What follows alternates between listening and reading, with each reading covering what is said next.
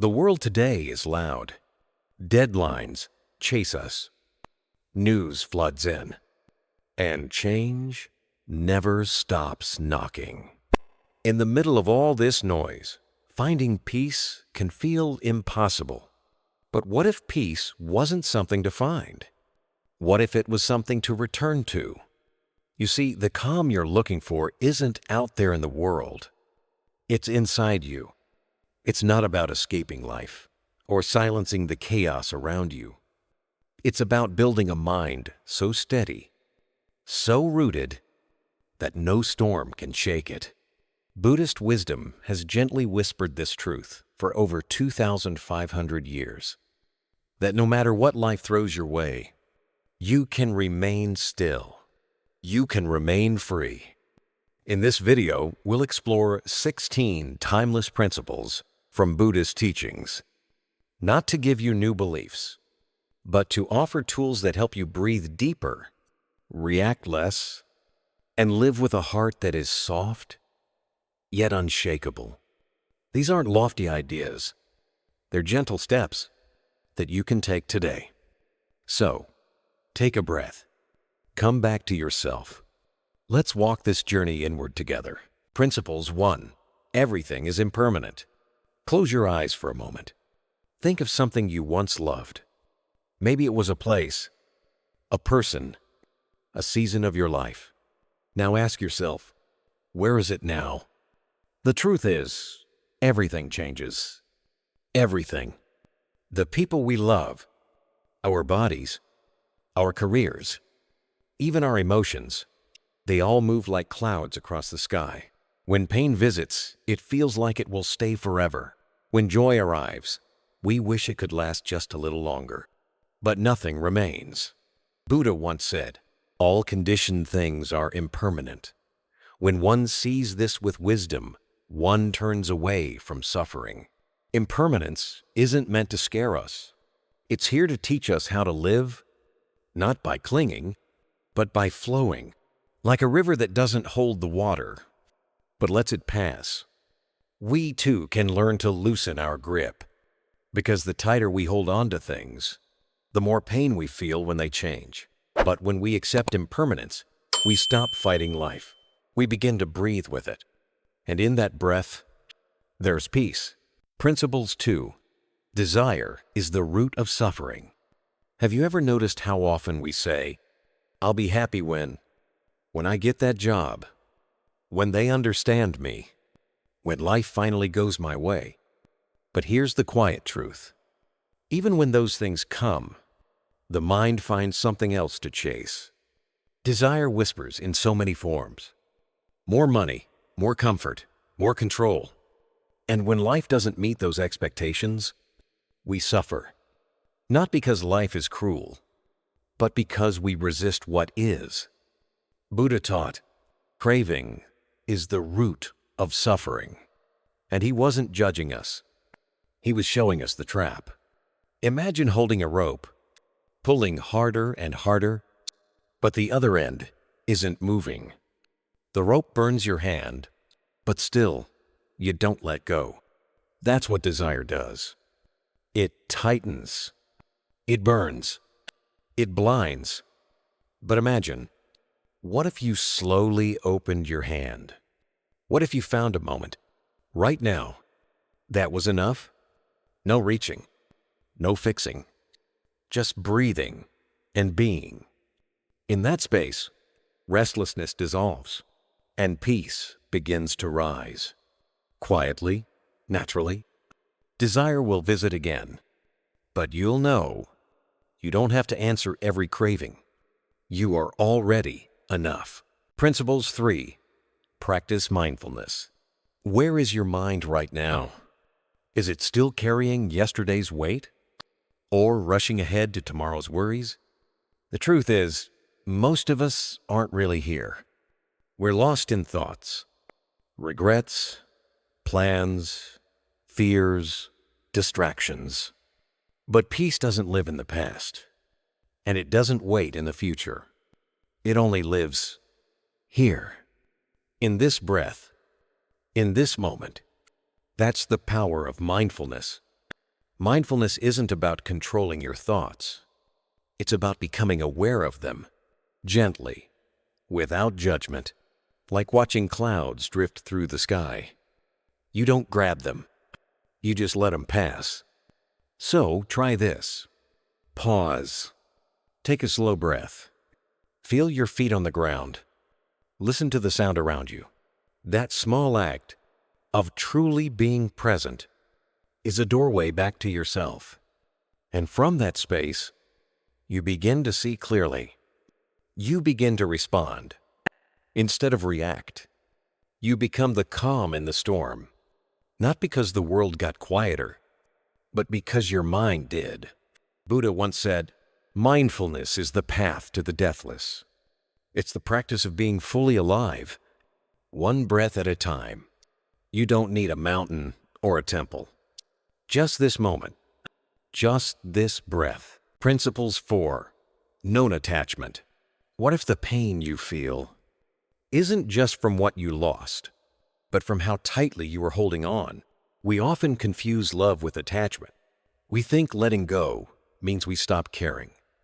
But the truth is, non-attachment is not the absence of love. It's the presence of freedom. Imagine holding a butterfly in your hand. If you grip it tightly, you harm it. But if you hold it gently, it might stay on its own. That's how life works. Jobs change. People leave. Dreams evolve. When we cling to outcomes, to identities, to relationships, we suffer not because things change, but because we demanded they stay the same. The Buddha taught, attachment is the root of all suffering. But he didn't say not to feel. He said, feel everything, but don't cling to anything.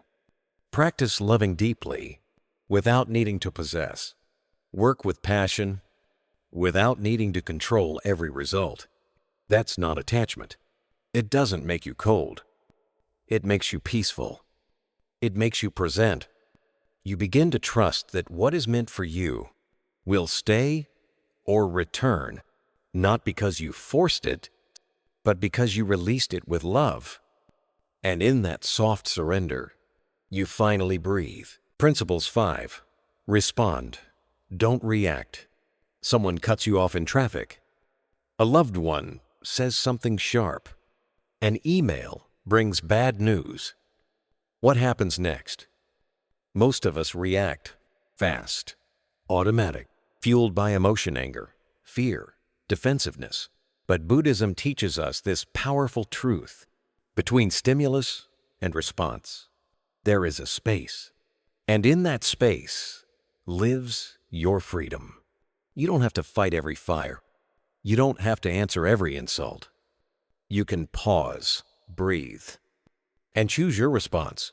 The Buddha said, train yourself to remain unmoved by praise or blame. That's not coldness. That's clarity. When you stop letting others pull your strings, you start living from your center, not from your wounds. Imagine this. Someone yells. Instead of yelling back, you feel the heat rise, but you stay grounded. That pause? That's power. Each time you respond instead of react, you build a stronger, wiser mind. A mind that isn't controlled by impulse, but guided by peace. This doesn't mean becoming passive. It means becoming wise. Because true strength isn't loud. It's calm. You can't control what others do, but you can control who you become. In the moment after, that's where peace begins. Not in avoiding life, but in choosing how you meet it. Principle 6. Let go of ego. The ego whispers, I need to be right. I need to win. I need them to see how important I am. And without realizing it, we spend our lives defending this fragile image, this idea of who we think we must be. But what if that image isn't you? What if peace begins when you stop trying to prove and start learning to just be? Letting go of ego doesn't mean you disappear. It means you stop being ruled by the need to control, compete, or compare. It's like putting down a heavy backpack you didn't even know you were carrying. When the ego steps back, something else steps forward. Your true self. Quiet, clear, compassionate. The Buddha taught that the self we cling to is not fixed or permanent. It's a story, a costume. Useful sometimes, but not the full truth of who we are. You are not your title, not your success, not your opinions. You are the space behind all of it. Open, alive, deeply present. And in that space, you don't need to shine brighter than others. You become a light for others. So ask yourself gently, who am I without the need to impress? Maybe the answer is peace. Principle 7. Choose compassion over judgment. The judging mind is quick to label, quick to divide. She's wrong. He's selfish. I would never do that. And just like that, we build walls. Between us and them, right and wrong, me and the rest of the world. But compassion does something different. It softens the edges. It opens the heart. It asks, what pain might they be carrying that I cannot see? This doesn't mean excusing harmful behavior. It means seeing deeper. Because judgment often comes from fear. Fear that we're not enough. Fear that we'll be hurt. So we push others away to feel safe. But compassion brings us closer to others and to our own humanity. Imagine the next time someone acts unkindly. Instead of reacting with blame, you pause and wonder, what happened to them for them to act this way? That moment of curiosity is the beginning of wisdom. The Buddha taught, hatred does not cease by hatred, but only by love. This is the eternal law. When we choose compassion, we don't just change how we see others. We change how we live within ourselves. Less tension, less anger, more space, more peace. So today, when judgment rises, ask yourself, can I meet this moment with kindness instead? Principles 8. Embrace silence and solitude. Silence. In today's world, it's rare, almost forgotten. We're surrounded by noise, notifications, conversations, endless demands. But deep within us, there is a place untouched by all of it. A stillness, a soft, sacred quiet. Buddhist monks would retreat into forests, not to escape life, but to hear it more clearly. Because in silence, you don't lose yourself, you meet yourself. Solitude isn't loneliness. It's the presence of your own soul, without distraction. Try it. Just 5 minutes a day. Turn off the noise. Close your eyes. Feel your breath moving in and out. Listen not to the world, but to the gentle rhythm of your being. At first, the silence may feel uncomfortable. Your thoughts may race. But keep sitting. Keep breathing. Eventually, the noise settles. And what remains is peace. It's in this quiet that you remember. You don't need to be anywhere else. You don't need to do anything more. You are already enough. The Buddha said, peace comes from within. Do not seek it without. So make space for silence. Not once a year, but every day, even just for a moment. Because in that moment, you return to the deepest principles of yourself. Not the performer, not the planner, just the peaceful witness, quiet and whole. Principles 9. Accept what you cannot control. We try so hard to hold everything together, to fix what's broken, to predict what's next, to keep life within the lines we've drawn. But the truth? Much of life is beyond our control. The weather, other people's actions, a sudden illness, a door that closes without warning.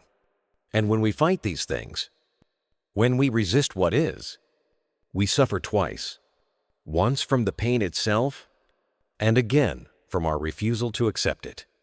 But acceptance doesn't mean giving up. It means softening our grip, like a tree swaying in the storm. Not because it's weak, but because it knows how to bend. The Buddha taught, just as a rock is not shaken by the wind, so the wise are not moved by praise or blame. Acceptance is that rock. It says, this is happening. I may not like it, but I will meet it with grace. And in that grace, we find freedom. When we stop demanding life go our way, we begin to see the beauty in how it unfolds. Unexpected, imperfect, but still sacred. So today, ask yourself, what am I holding on to so tightly? And what would happen if I gently let it go? Maybe, just maybe, you'll feel the ground beneath you again. Steady, strong, unshaken. Principles 10. Cultivate gratitude. Gratitude is not just a feeling. It's a way of seeing. In a world that constantly tells us we're missing something, more money, more success, more validation, gratitude quietly reminds us, you already have so much. Not because life is perfect, but because even in the imperfect, there is beauty.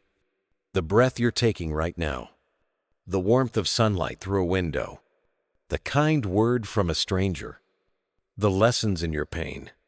These small things, they are not small at all. The Buddha once said, let us rise and be thankful, for if we didn't learn a lot today, at least we learned a little.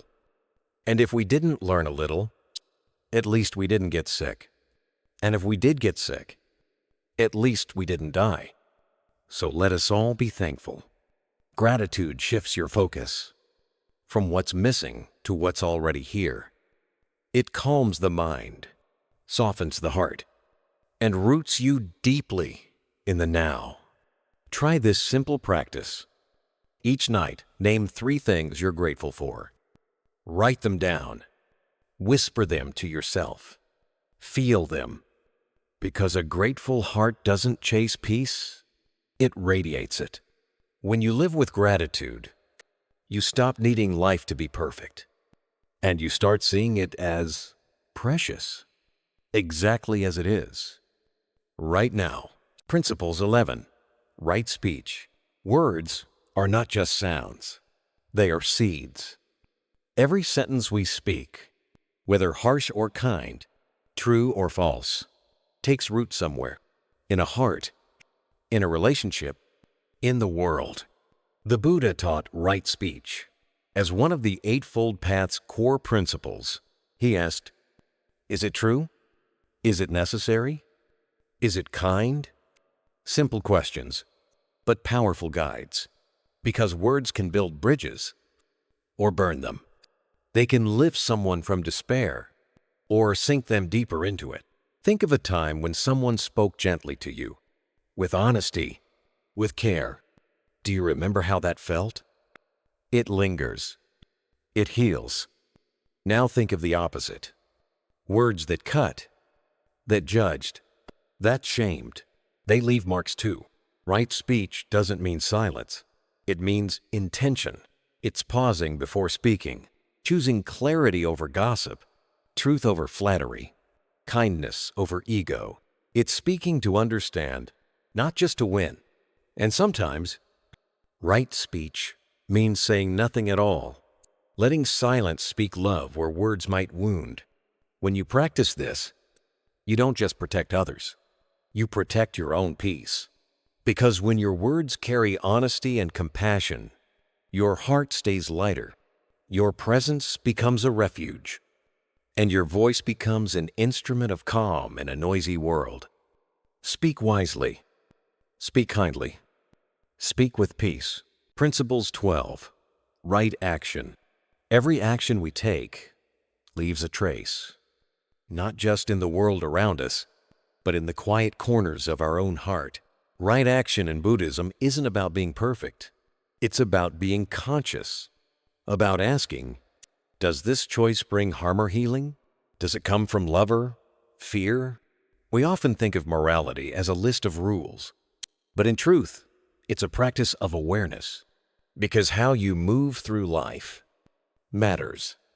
When you extend a hand instead of turning away, you shape the world toward kindness. When you choose honesty instead of convenience, you strengthen your own soul. Right action means avoiding harm. It means honoring life, not just human life, but all life.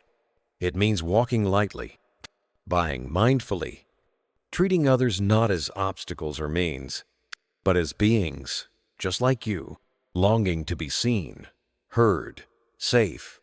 The Buddha taught, we are what we do, not what we say we'll do. So pause. Ask, is this action aligned with peace? Not just for now, but for the person I am becoming? Because every act, from how you treat a stranger, to how you eat, speak, spend, forgive, is a seed. And when we act with mindfulness and compassion, we plant forests of peace that we may never even walk through. But someone will. Let your actions be that offering. Principles 13. Right livelihood. We spend most of our lives working. But have we ever paused to ask, is my work in harmony with my heart? Right livelihood is one of the Eightfold Path's most grounded teachings because it touches our everyday choices, how we earn a living, what energy we exchange for money, and whether that exchange supports peace or unknowingly fuels suffering. Buddhism teaches that right livelihood means choosing work that does not cause harm to others, to animals, to the planet, or to your own well-being. It's not just about the job title, but the intention behind it. Are we helping? Are we exploiting? Are we building something that uplifts or something that drains the world of its compassion? Right livelihood may not always be easy.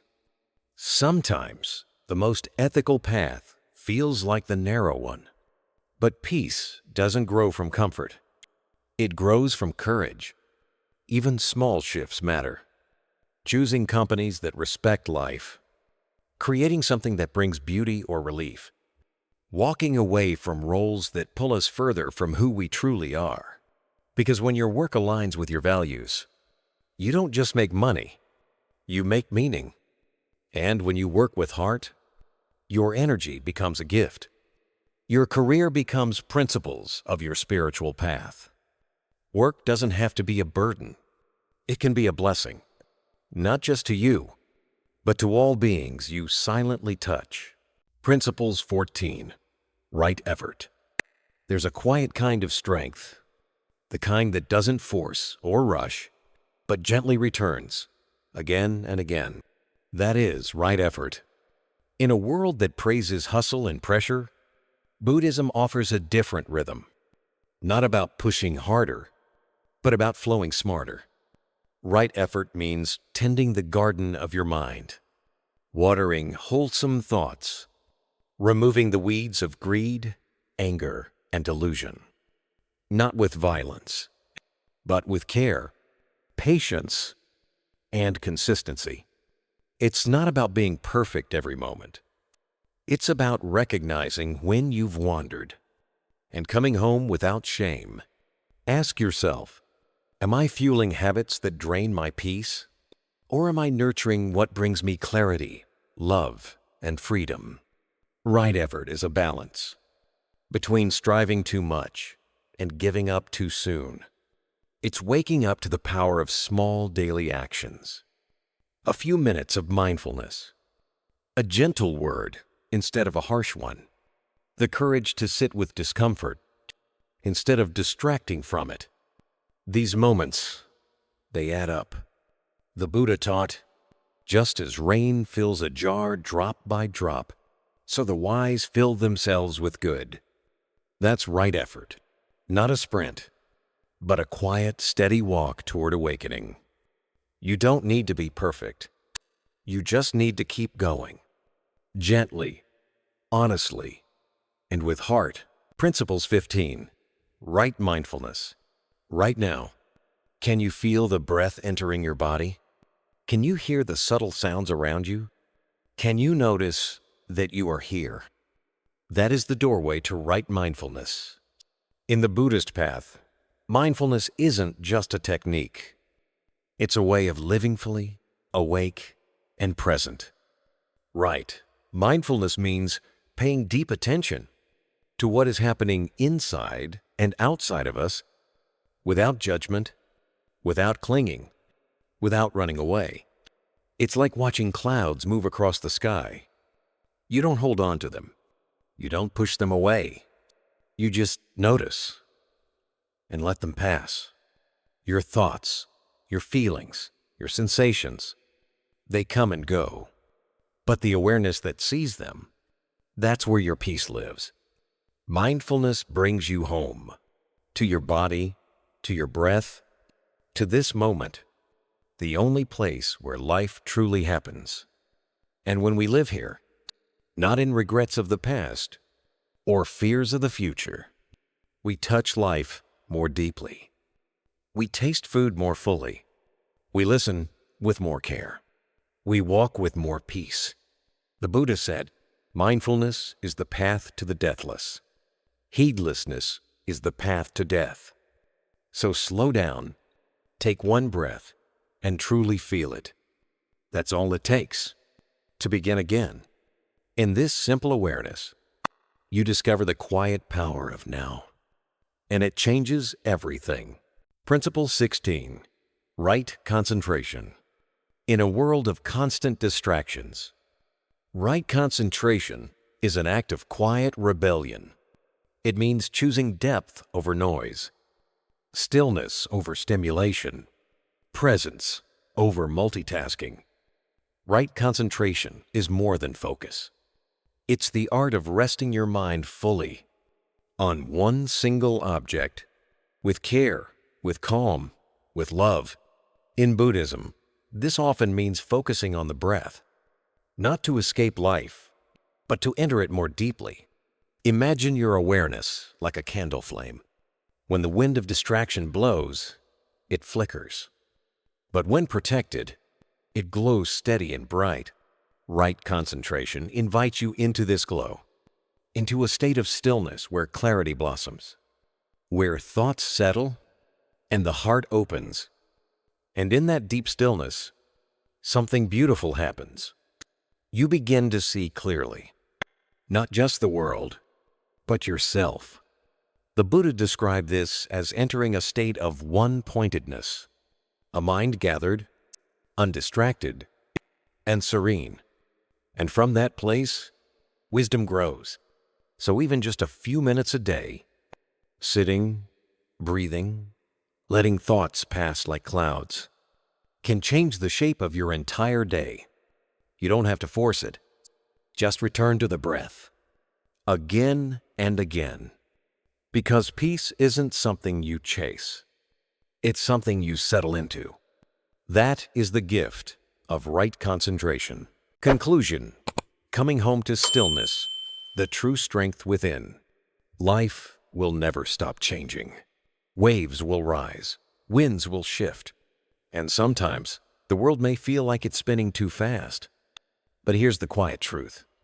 You don't need the world to slow down. You just need to come home to stillness within. With the Buddhist principles we've explored, you begin to build something steady inside you. A calm center, a clear ground beneath your feet. You learn that peace isn't found in perfect circumstances. It's found in how you breathe through the imperfect ones. When you live with mindfulness, intention, and compassion, you become like a still lake, clear, reflective, untouched by the winds above, or like a mountain, rooted deeply in truth, unshaken by passing storms. This is what true strength looks like, not in controlling life, but in meeting life from a place of presence. So, let the world dance. Let it rise and fall. And you stay anchored. You stay soft and steady. Because peace doesn't come from avoiding the storm. It comes from standing still within it. If this message touched something in you, take a moment to breathe and share it. Subscribe if you feel called. And feel free to leave a thought or reflection below. I'd love to hear how this journey landed in your heart.